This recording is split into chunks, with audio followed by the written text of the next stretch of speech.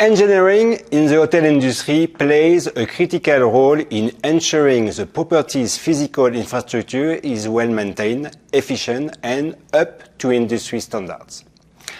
Here are some key positions and their descriptions within this area.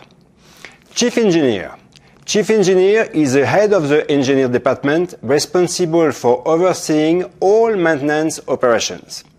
Manages the engineering team and contractors, ensuring compliance with safety standards and local regulations, oversees budgets, coordinates repairs, and implements preventive maintenance programs. Develops and maintains schedules for critical systems such as HVAC, plumbing, electrical, and elevators. Ensure adherence to building codes and safety requirements across all operations. Monitors energy consumption and lead energy-saving initiatives to optimize efficiency. Assistant Chief Engineer supports the Chief Engineer in managing day-to-day maintenance and engineering operations.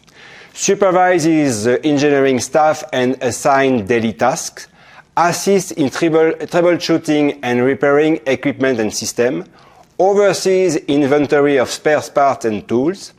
Handles guest complaints related to maintenance issues, implements preventive and corrective maintenance programs to minimize downtime.